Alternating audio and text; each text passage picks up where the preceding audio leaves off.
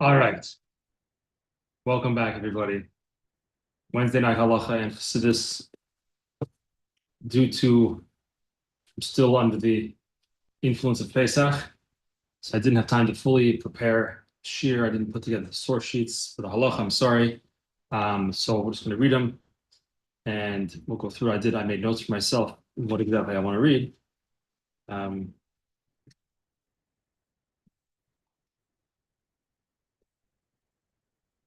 So let's take a look.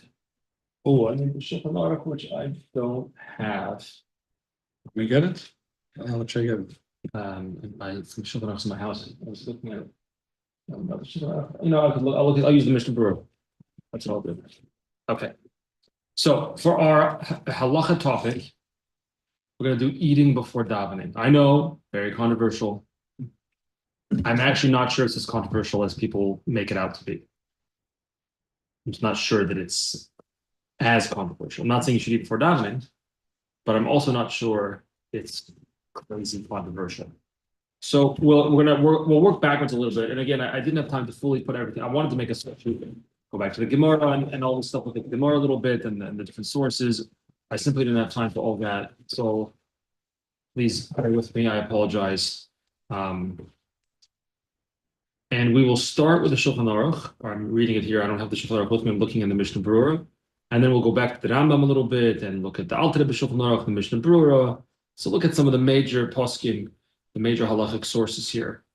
And let's see. So we're looking in Siman Pei Tes in Shulchan Aruch, that's 89, which is Hilchos Tefillah Uzmana, the halachas of davening and the appropriate time to daven. When can you start? When can you finish? How much time do you have? Etc. etc. And that's how it starts. It actually starts off with the Zman of Tefillah. Now, in Seif Gimel, in Halacha Gimel, the Machaber writes, Osir loylis asik b'tzirachav. Not allowed to take care of your own business before davening. Not allowed to do what exactly that is, a whole discussion. You're not allowed to do your own stuff, your own personal agenda before davening.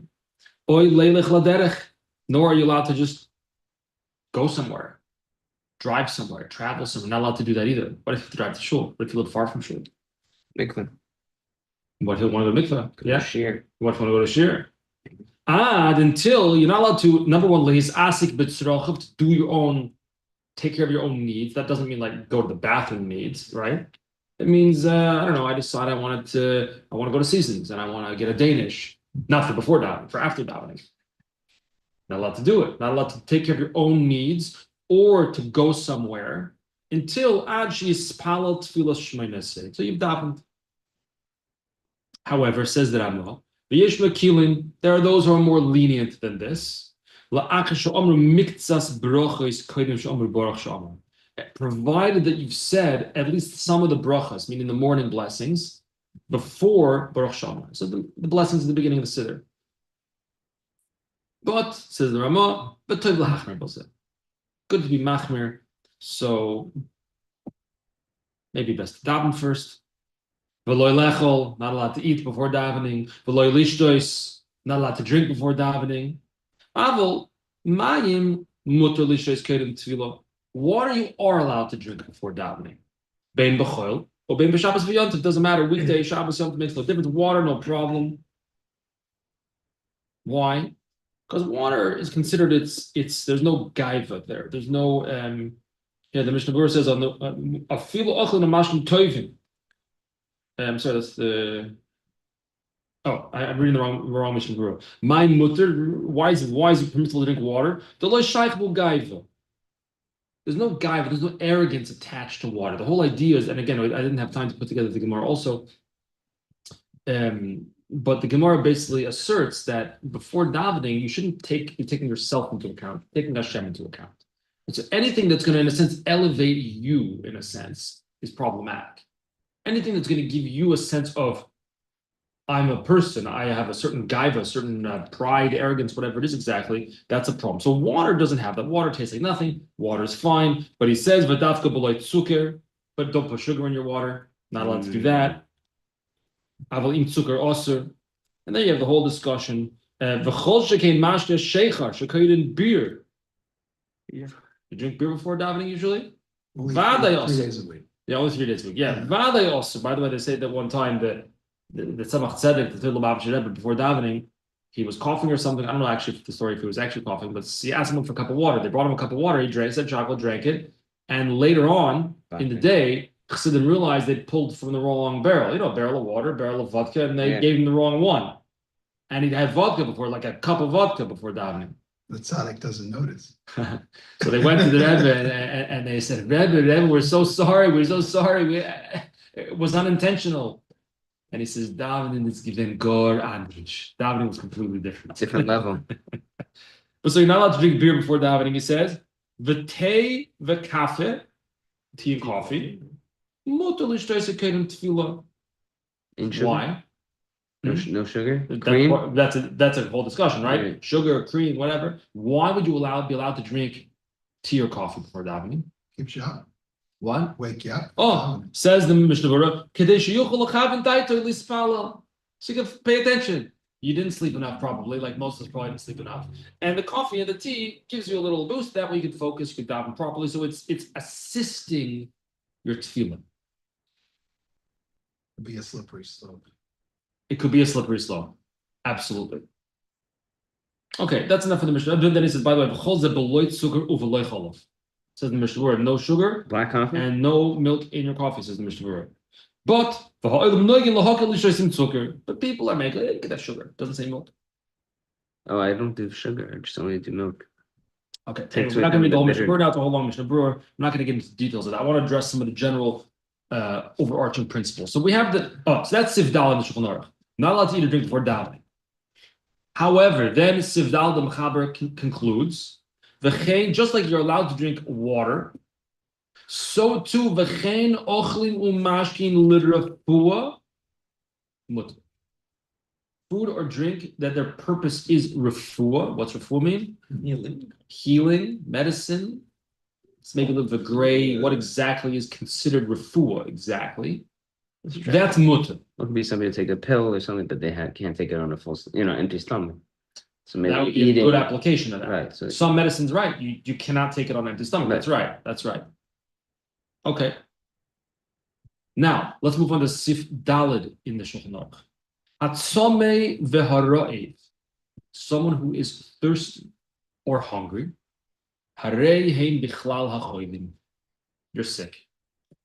If you're thirsty or if you're hungry, you're considered sick. Therefore, says the Shulchan Aruch, if you're going to be able to focus on the tefillah, even though you might be thirsty or hungry, yispalel. So don't eat, don't drink. Vim lav. But if not, if you're not going to be able to focus on the tefillah because you're thirsty or you're hungry, or maybe both, then, now pay attention carefully to the words of the Mechaber, because we're going to go to the Rambam right now in a minute. Imratza means if you want, al yispalel ad sheyechel v'yishte. If you want, then don't daven until you've eaten or drank or drank something. You with me so far? It's okay? So could you eat or drink before davening? Okay. Why are you confused? Well, you just said you should drink. I said what? You just basically said you should, if you want. Well, if you want. Interesting. Imrotza, if you want to eat or drink before davening, because it's going to be hard for you to be machavin daitoi, to focus, then you could eat or drink before davening. Probably not meant to have a full spread. Probably not meant to have bagels and lox and fun and like, but have something. Keep this in mind. Keep the words of the Shulchan Aruch imrotz. If you want, then you don't have to eat or drink before davening. Let's go to the Rambam.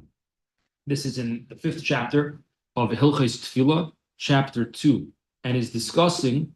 It says the Halacha Aleph Sar Shmona Dvarim Tzarich Mispal Zor Ben B'las Hosen. There are 8 things that the person who's going to daven has to make sure to have taken care of. before he actually starts davening. And they are. Okay, we're not going to go through all of them because we're going to get distracted if we go through all of them. Let's skip to halacha base. And I'm not going to read the whole halacha because I want to focus on the eating and drinking part of it. Choyle, a sick person. Remember we saw in the Shulchan Aruch that a choyle, a sick bed of a person, that first of all, if you're eating or drinking for refuah, permissible. Likewise, if you're thirsty or hungry, you're considered sick. That's why you're allowed to eat or drink, because it's refuah for you, because you're sick.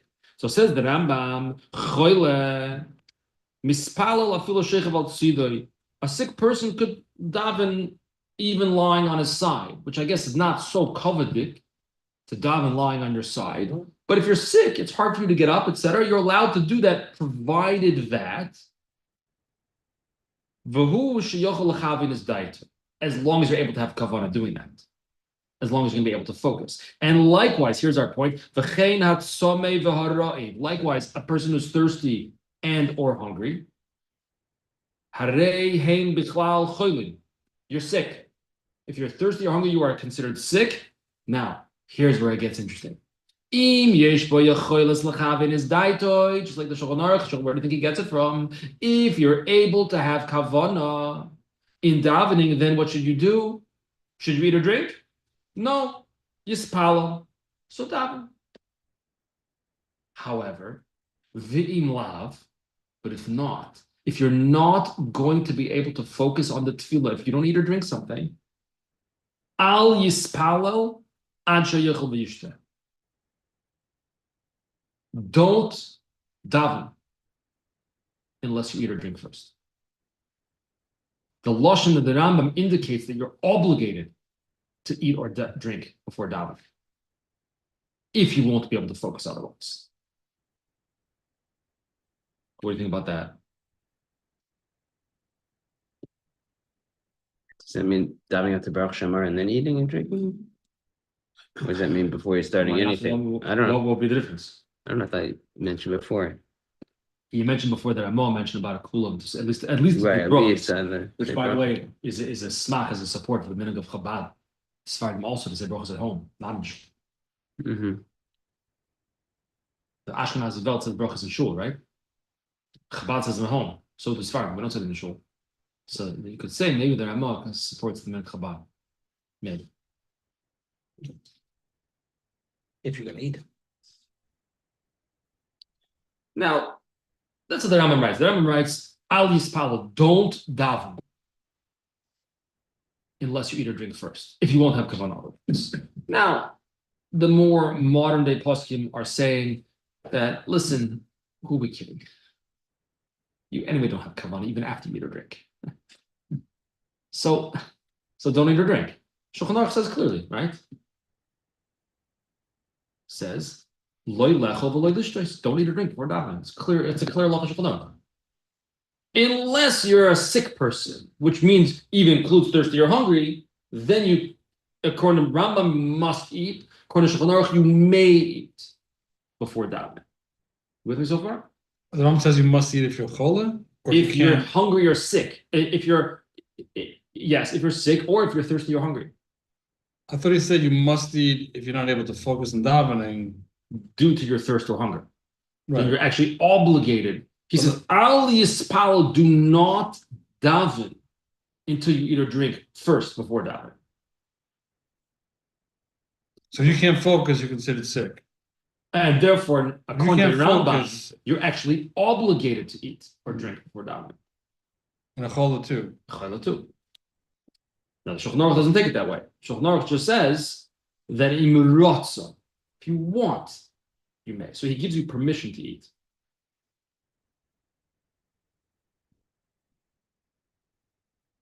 So the Shulchan Aruch is saying it's mutter to eat. If you're sick. The Shulchan Aruch is saying it's mutter to daven.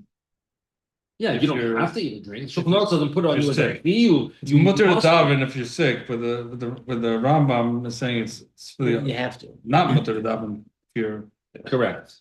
But if not. you're sick and food's not going to help you anyways. And the Mishnah Berurah on this, So eat. right? So again, people are saying Mishnah Berurah, by the way, on this word on this Shulchan Aruch, Im Rotza, if you want, al yispal al sheyochel v'yishteh, don't daven until you've eaten or drink. Says the Mishnah Berurah, mashma she'ena mechuyev.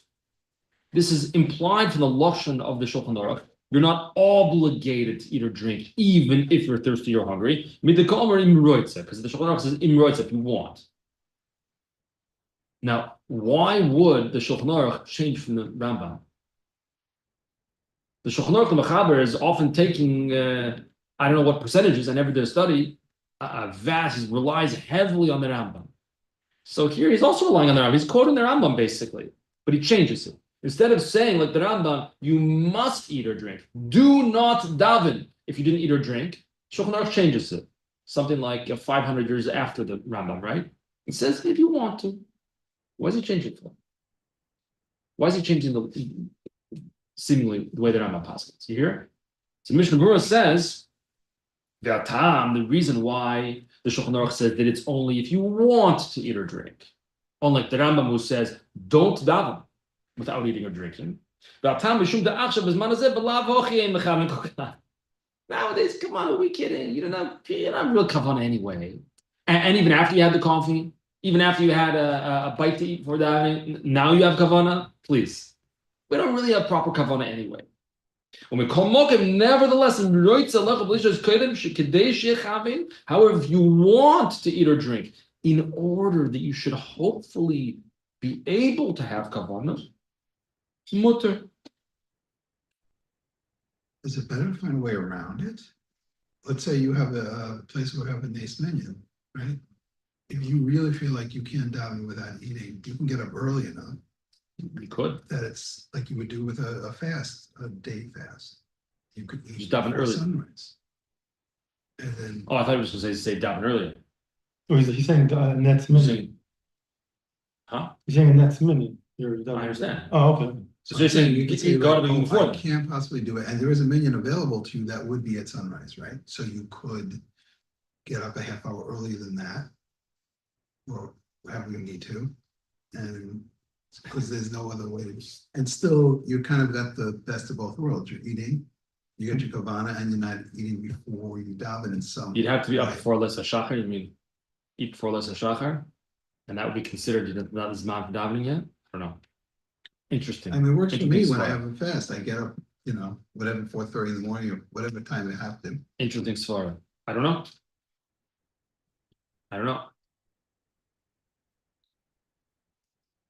I will say that the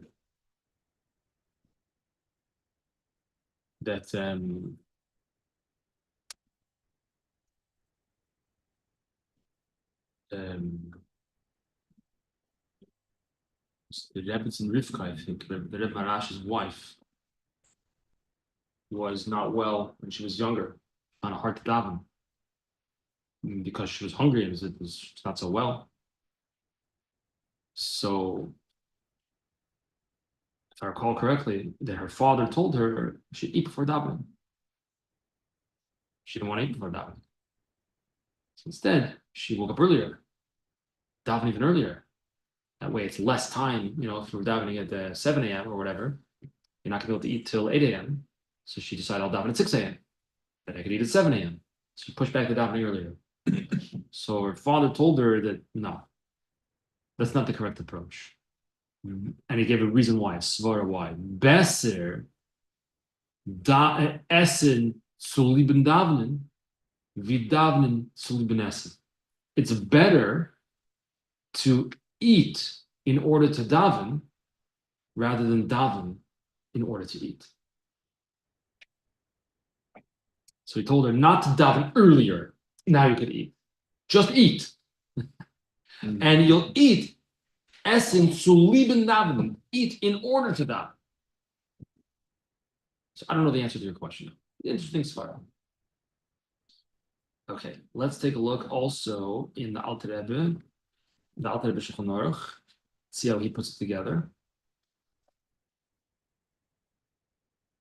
Also, so in Peites, if hey, Osru Chachamim lechol elishtos misha'ala amud hashachar.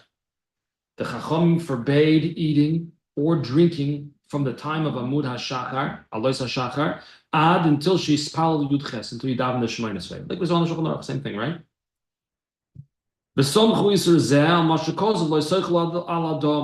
And they based this prohibition on the pasuk in Chumash Vayikra. Lo yisoichlu al adam, don't eat on the blood, meaning, talking about the karbonis. Kaloimar, lo yisoichlu koilim shetispallu al dimchem. Don't eat until you've davened for your own blood, meaning you're davening for Hashem to give you sustenance for your own blood, so to speak, your own life. Don't eat before then. Anyone who eats or drinks, and then davens afterwards. All of Akosovoimer, the Pasuk says,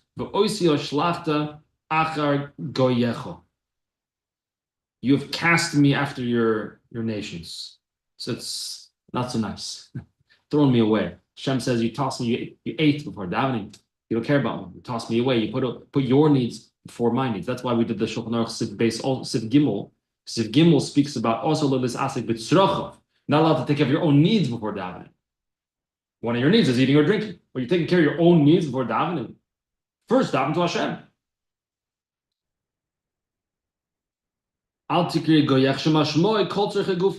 Which implies all your physical needs. Rather, not that you shouldn't daven before taking care of your needs, but rather it's your gaiva, your arrogance. Then,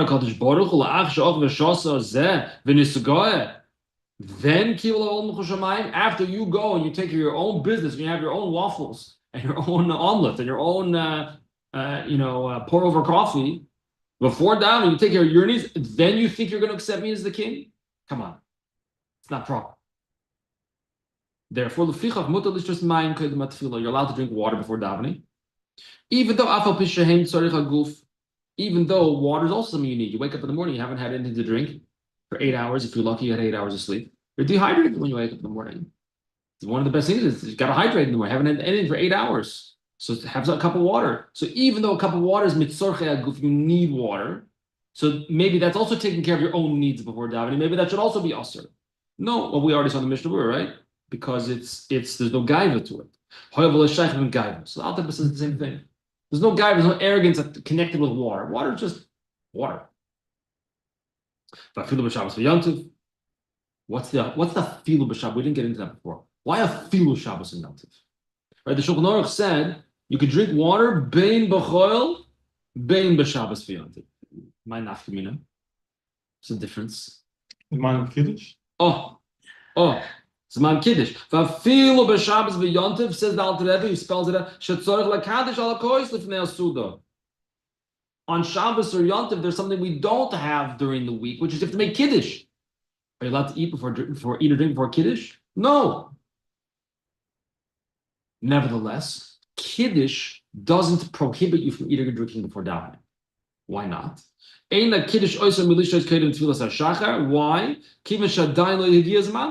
Because the Zman for Kiddush hasn't happened yet. Before davening, it's not the Zman for Kiddush. The Zman for Kiddush begins after davening. So it's only after davening that Kiddush prohibits you from eating or drinking. Okay.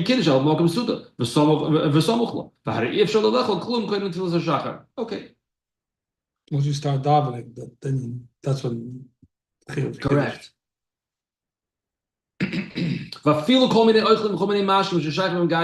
Now, even foods or drinks that we might say are gaivadik, meaning something more than water, coffee, maybe some crackers, whatever, I don't know, an apple, whatever it is, that maybe we could say those are gaivadik, not like water. There's flavor, there's taste, there's taking care of my own needs and desires, so forth. Nevertheless,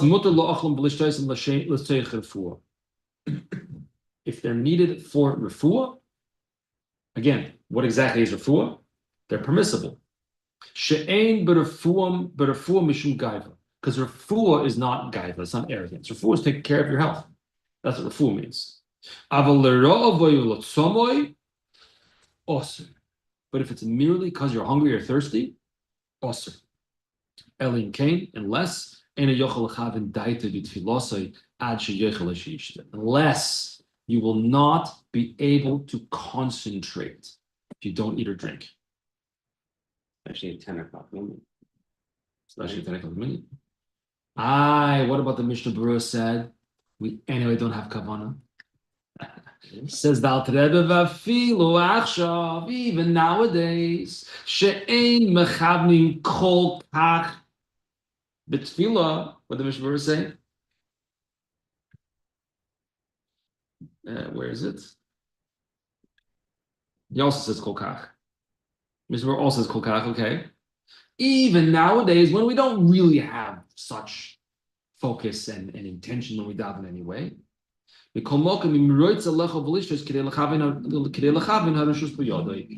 you want, again, not the Alter Rebbe, like the Shulchan Aruch, is not obligating you, unlike the Rambam. He's not obligating you to eat, but he's saying you have reshus to eat or drink before davening. If it's going to help your focus. Especially, as Yonah mentions, if you have 10 o'clock shabbos, which means you finish 12, 12:15, depending on what parsha it is, maybe 12:30 if it's a double parsha. So does it count as not having kavana if you walk into a shul on Shabbos morning at 7:30 or something for 8 o'clock minyan and they already got the chant going and you smell the chant and now your kavana's out the window. Only you can answer that question, my friend. I think that we could say that based, I mean, again, we just did some of the main sources here. There's obviously tons more to discuss, but listen, if you're davening a 7 o'clock shachar during the week, let's say, right? I'm not sure if there's a heter to eat before davening. Not sure if there's a heter. If you wake up before it's not feeling, you can eat. That's what he's saying. Lou was saying. Right. Okay. And if you believe before fast, right? That's what Wake he said. up, yeah. That's what he said, right? Okay. So, but it's a little bit unusual to do that, maybe. I don't think most people are going to do that every day. Wake up before Lezer Shabbat, that's when they eat. I don't know.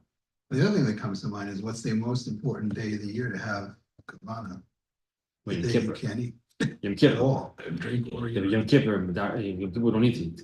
I know most cases, there's no choices, but People It get affects your up at kavana. 5 o'clock in the morning, Good. most days it's before it's not. It's interesting, we didn't touch upon. No, but a lot happens before Lezer Shabbat. It depends on winter, summer, it I'm depends. saying that throughout the, right, for a good chunk of the year, it is.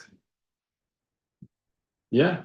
But either way, the answer is, do you need this for focus? Is the answer is in your hands, not in anybody else's hands, right?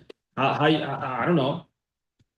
Certainly to sit down to a full spirit, like let's say you show up to a shul, it's a bris that day, and you peek in, you see, they have some locks and they have some, okay, come on, who are you kidding?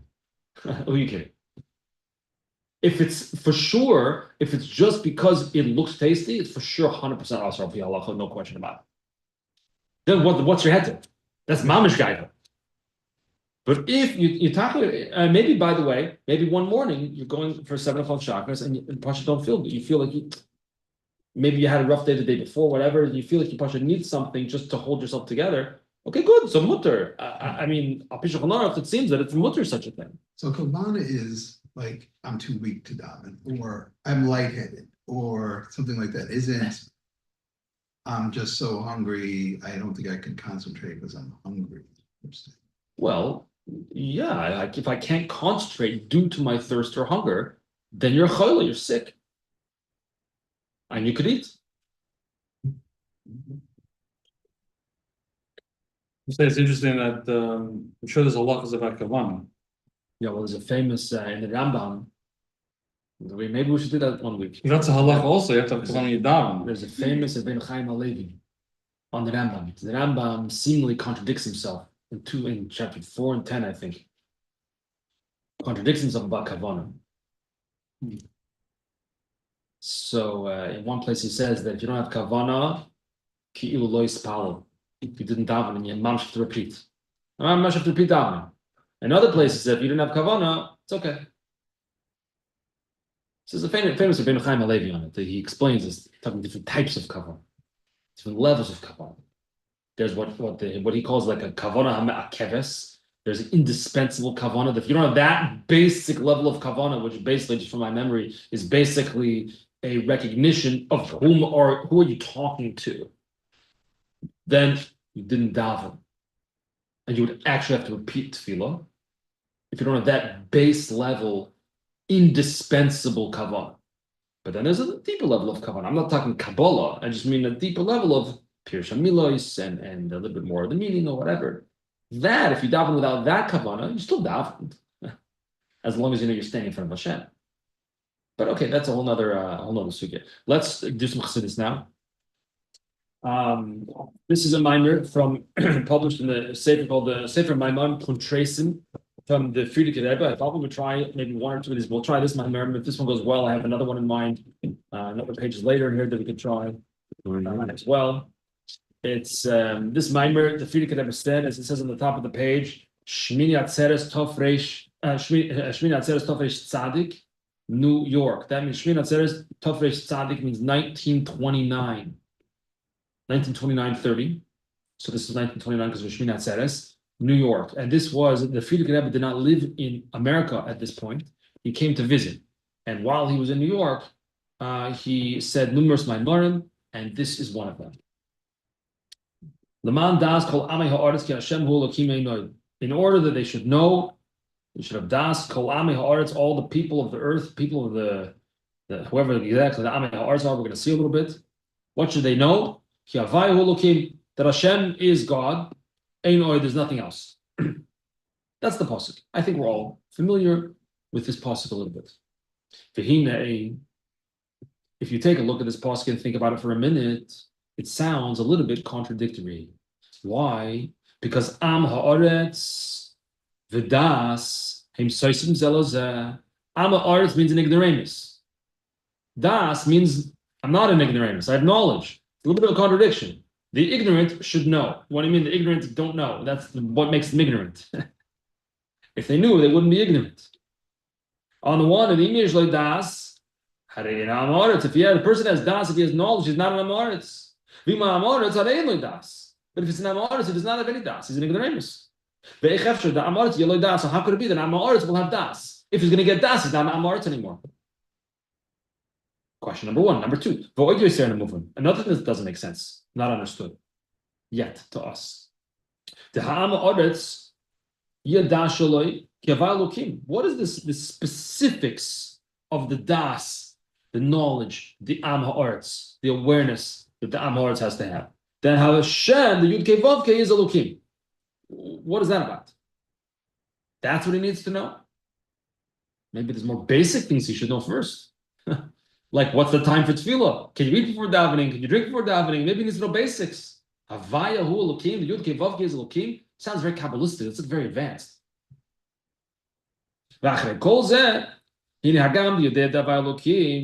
And even if he will reach the knowledge that Havaya hu Elokim, whatever exactly that means, that the Yud Kei Vav Kei is Elokim, still we still call him an Am Ha'aretz.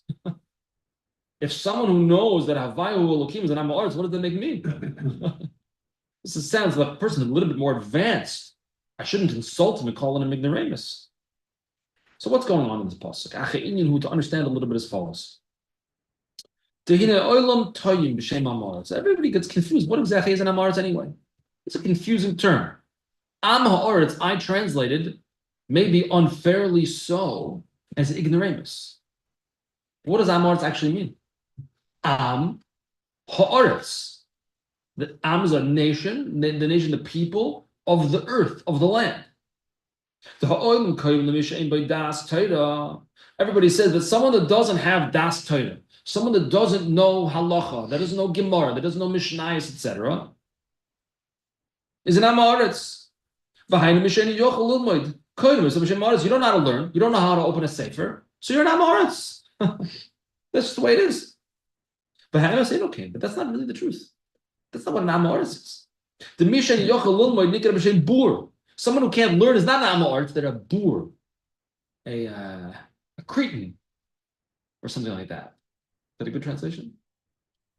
Maybe. V'am ha'aretz, on the other hand, am ha'aretz hu misha osuk tamid b'mescher. An am ha'aretz is just someone who's doing business. V'kinyan, he's transactions.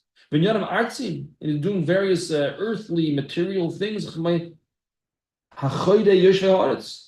People there's certain people that were Yoshvei Arts, they dwelled in the land and they were involved in planting and tilling the soil and so on and so forth. And Chazal tell us in Masechta Shabbos, Rashi brings over there. There was an Amoritz. I'm sorry, the Choy Yesh V'Aretz. Shayu Bekim Yeshuva Shel Aretz. Meloi Kana Adama Zelazesim. They were Boki in Yeshuva Shel Aretz. That these people, whoever exactly these people were Boki B'Yeshuva Aretz. They were experts in the land, settling, working, living on the land. Meaning, Meloi Kana. They would take a Meloi, like a parcel. He says in parentheses Adama, meaning this parcel of land. This parcel is Lazesim. Here we're going to plant olive trees. How do they know that? They knew the land. They knew what it was good for. Different types of soil. And this other portion of land, Legifonim, here we're going to plant big vines. It's a higher elevation, volcanic soil, different types of soil that are better for grapes. You don't plant your olive trees over there. Everybody knows that, right? They were able to just taste it. I don't know if they tasted the dirt exactly, what they did. They knew the qualities of the earth, which type of soil, volcanic soil, and I don't know all the names of different types of soil. You know, sometimes you get a bottle of wine and it tells you on the back that it was grown in volcanic soil at such and such an elevation. So that's how I know volcanic soil. But that's good for grapes apparently.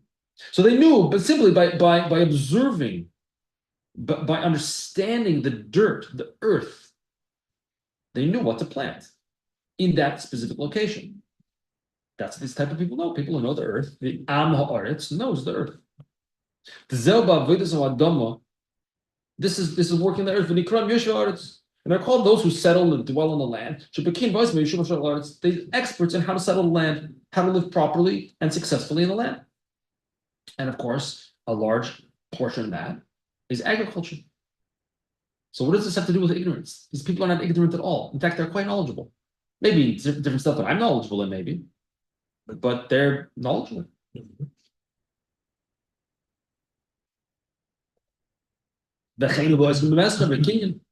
Likewise, other business people, they're good at business and transactions. They're also called Ma'aretz. That's what the Pasuk is saying. In order that those people that are well versed, that are experts in knowing how to settle the land, business, and agriculture, and so forth, Lema'an das, they should know. We have to see what that means. Here we say the Gama Bali even those people who are working men, 9 to 5, maybe they probably worked even longer than 9 to 5. Well, they work from sunrise to sunset. The discussion in Shulchan Aruch, can you daven before sunset? Before sunrise? But if you gotta go to work, can you daven before sunrise? It's all discussion in Shulchan Aruch. Some pt.1 over here, same Simon talks about it. So even the Pasuk is telling us that even those people that are engaged in business and in agriculture and they're working and they're out there in the field literally or metaphorically working all day, Yihi lahem das shel Torah. They also have to have knowledge of Torah. They're not exempt just because they have another type of knowledge. They're not exempt just because they're busy and engaged in worthwhile matters and that they're maybe very skilled and talented in what they're doing. They also need das shel Torah. Does it count if you're Zabulin? Does it count what? If you're Zabulin? It counts for an awful lot. Supporting. It counts for a ton. Absolutely it counts. But you still have to have das shel Torah. 100% it counts. You know, Halacha, we're obligated to learn minimum Perek Echad Shachris, Perek Echad Arvis, a chapter in the morning and a chapter in the night. How much is that exactly? Okay, I don't know exactly how much it is, but something. Nobody's potter. Nobody's exempt from learning Torah.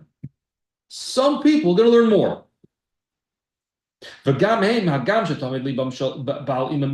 Even these people, they are all day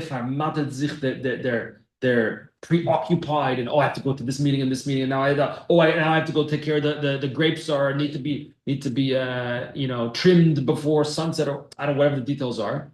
They're busy, legitimately so. They're not scrolling on their phone all day. They're legitimately busy working. The Friedrich Rebbe doesn't say that they're obligated to know. They can know. They also will be able to know they're not going to lose out a spiritual connection just because they're working men, just because they're rightfully engaged, properly so, in their business dealings. They're also going to be able, it says, be'emes yechoili meim ladas. They're going to also be able to know that Havayahu Elokim, which we're going to speak of what that means. Okay, comments or questions so far? Biro, and you know, so let's explain a little bit more. The Friedrich now asks a question, he poses it, and the question is a pella. A pella means it's a wonder. Bechlal don't understand how it's possible. That's how he phrases this question. It's a pella. Not just a pella. Yipala b'mo'oid, very wondrous or I can't make heads or tails of this. Now, how do I understand such a thing? Where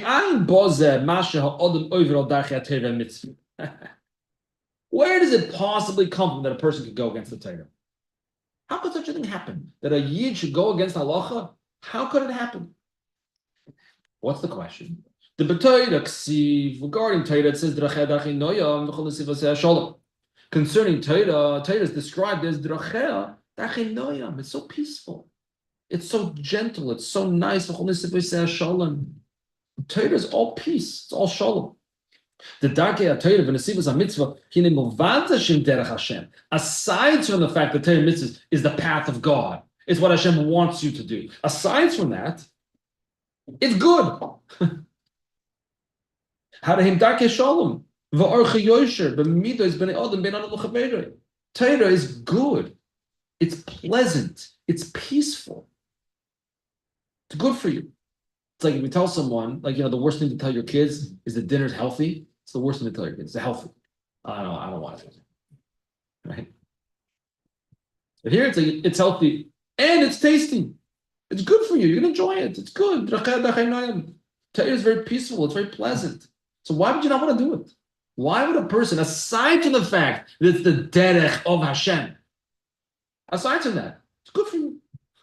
You'll like it. It's pleasant. It gives you good midos, right? Orcha yosher, but midos b'nei adam and l'chaver gives you proper midos. And we see we see tangibly that misnag al pi Torah, if one conducts themselves according to Torah, aside from the fact that God is pleased, Hashem says, okay, shkoyach, thanks for keeping halacha. Aside from that, people also appreciate it. People value. I was somewhere today with my kids, and this guy says to me, "Yo, are you a religious man?" No. That's me. So I didn't say no. I said yes. So he says, "Could you pray for my horse? She's about to give birth." There's a certain respect, right? People, they like you. Why do people like you? Because they know that you act with justice. Why you're laughing? You're smiling. You're not so sure about the horse. Did you get a name? I said, what's the name? What's the mother's name? Baby's not born yet. You showed me the horse. That's the birthing mother. What's her name? Low battery. Yeah, it is what it is. I show my brothers. Yep. Now, and everything the person does when they follow Torah and Halacha is b'yosher. Person lives the straight and narrow. Means Torah is good and sweet, not just between you and Hashem, but between me and you also. You know, if I act according to Torah, you know that I'm going to have a straight path, and I know if you act according to Torah, you're also going to be straight. So it's good. It's good for me and Hashem. It's good for me and other people also. So where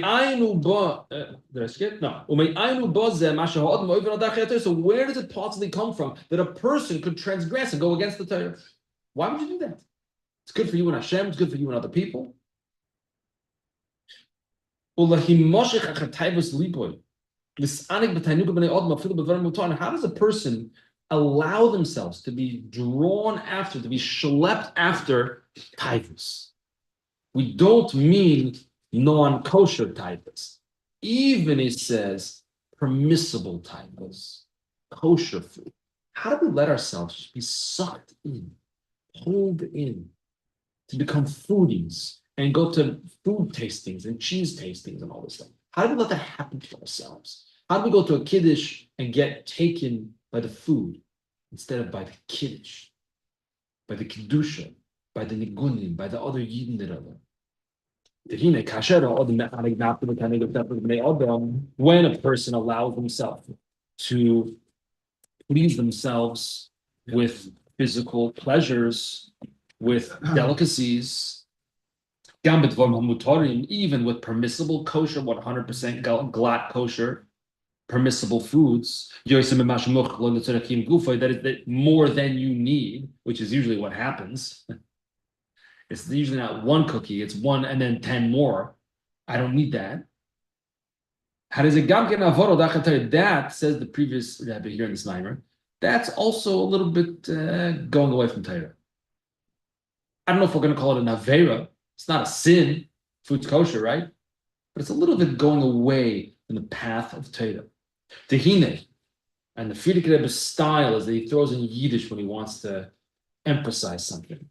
Das was mit tarnit, tarmin. That we're not allowed to do, so we don't do it. If it's also according to Shulchan Aruch, are you going to do it? Of course not. So das was mit tarnit, tarmin.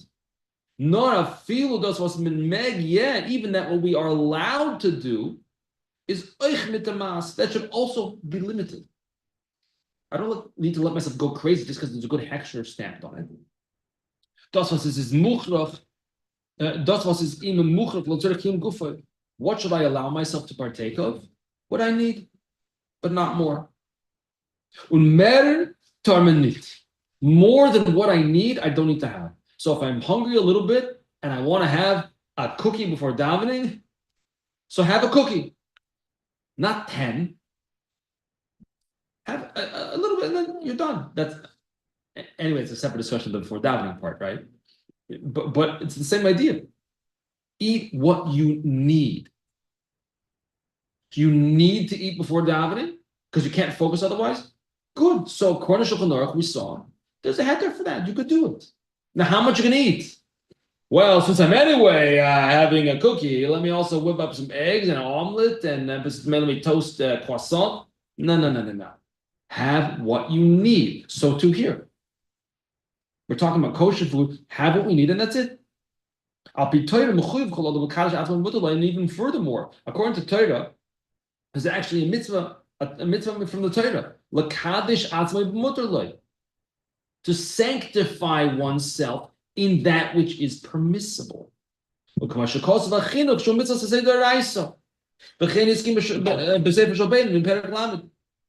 Sefer Chinuch writes, and the Alter Rebbe agrees with this, that it's a mitzvah's asay de'oraisa, a positive command from the Torah, to be mekadesh atzmai b'mutar, to sanctify oneself in that which is permissible. And there's a whole Ramban about this in Parshas Kedeshim. Kedeshim to you. What do you mean, be holy? Be holy means not only to not eat non-kosher foods and do things that are usher, but to be holy in the areas that are permissible to you, like food, eating and drinking, like relationship with one's wife, and so on and so forth.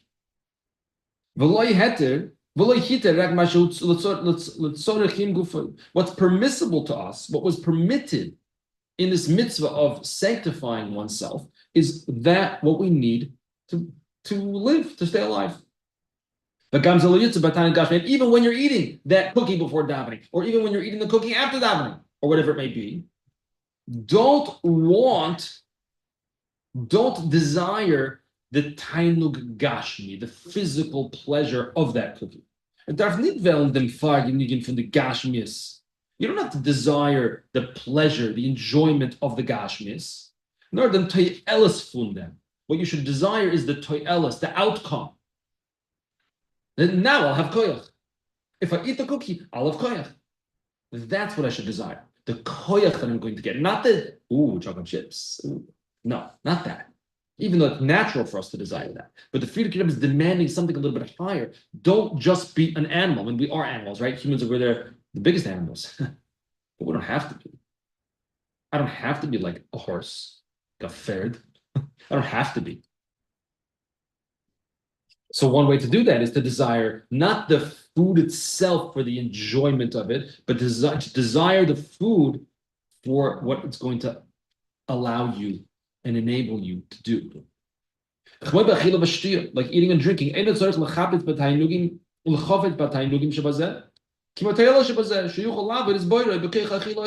For example, with food, like we just said, one can desire not the physical taste, the enjoyment of it, but rather that they'll be able to serve Hashem with the nutrients in that food.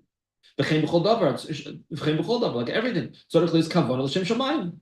We should have intention for the sake of heaven. But if we have intention just because, oh, that looks delicious, which normal, I'm not saying this is that this is normal, but I don't have to be an animal. I don't have to desire the food just because it looks delicious. But all the more so that if you're just eating now, you had already your cookie or two. Now you're on cookie number 10 or 11. You don't need it for nothing. Then for sure, the only reason a person is eating something is just for the pure physical taste pleasure of it. If a person allows themselves to be drawn after this, this is straying from the path of Torah. That's not why God created us. That's not how He created us. That's not how He wants us to behave, like an animal. He doesn't want us to behave like an animal. And it's total evil.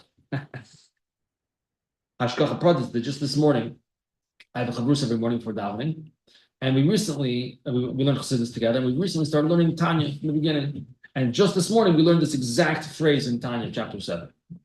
That at the moment that a person allows themselves to eat strictly for the sake of pleasure, strictly for the sake of eating the food, not for any nutrients or anything else you get out of it, it's ra gomer. It's totally evil, quote unquote. Not evil like a bad person evil, but this is not the way Hashem wants us to behave. Hashem says, I know you guys are animals. I made you that way. But I also made you with the capacity to lift yourself higher than that, to lift yourself above that. An animal cannot lift himself above that. An animal eats just because he has desire, he's hungry, eats, and that's it. We have the ability to get into it and make a whole fancy smorgasbord out of it, but we don't have to. So we'll pause here for this evening. And unless anyone would like to say something or ask something. But there's a distinction between having a delicious steak on Shabbos and making a glutton of yourself, right? Yeah. You don't have to pick something that you don't really desire or want at all. Yeah. Just to show that, I want to eat it for me. 100%. And in fact, in chapter 7, that he quotes right here, chapter 7 from Tanya, the Alter says this. That one example of eating where there is a pleasure of it is Shabbos and Yom Tov, where there's a mitzvah of Oynim Shabbos. Yeah, But even then, you can still be a glutton you then. still don't have to be a glutton. Three steaks. One steak. Right? One whatever serving is. Right? And even then, will I be like a behemoth at the table? I could. Is that usher? No, it's not usher. But is it right? So in this moment we're learning that's not right. At least we should know. To be continued next time, Mitzvah Shem.